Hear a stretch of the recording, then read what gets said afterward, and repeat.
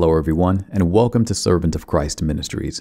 In today's quick answer with SOC, we are going to demonstrate what it was that Moses did that caused him to not be able to enter into the promised land with the children of Israel. During the Exodus, the children of Israel were placed under the leadership of Moses. Moses had a direct audience with God and was responsible for passing on all of God's commands to the congregation. If you are familiar with the story of the Exodus, then you know that every time the children of Israel encountered difficulty, their default response was to complain against God and Moses. In Numbers chapter 20, the children of Israel were growing weary about there being no water for them or their animals. Moses then goes to God to see what he would have him to do. God states in verse 14 to, "Take the staff and assemble the congregation, you and Aaron your brother, and tell the rock before their eyes to yield its water. So you shall bring water out of the rock for them and give drink to the congregation and their cattle." Well, simple enough, right?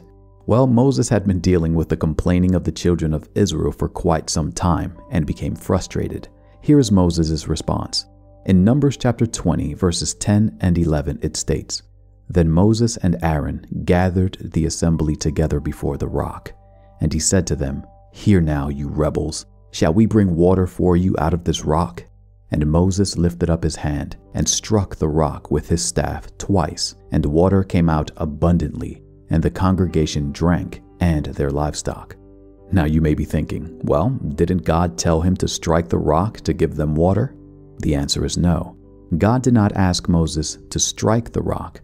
Rather, he told Moses to speak to the rock. Huge difference. By Moses striking the rock, it made it seem like it was by Moses' hands that they received water, instead of it coming by the miraculous power of God.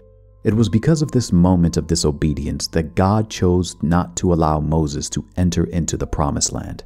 Now, you may be thinking, wasn't that a little harsh? Surely, after everything that Moses has been through, God could have let this one offense slide. Well, sure, the Lord could have let this one incident slide. But Moses was the leader of the children of Israel and therefore was held at a higher standard. After seeing a feat like that, it would have been easy and would perhaps have been a stumbling block for the children of Israel to begin worshiping Moses because of what had happened. Given that God has been correcting the children of Israel for years about their idolatry, there is no way that God could allow them to start worshiping Moses. And this is why Moses was not allowed into the promised land.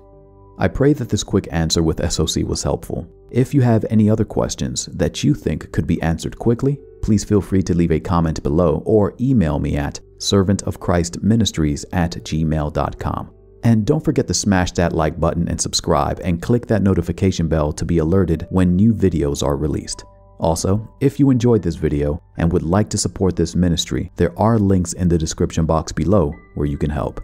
Until next time, God bless.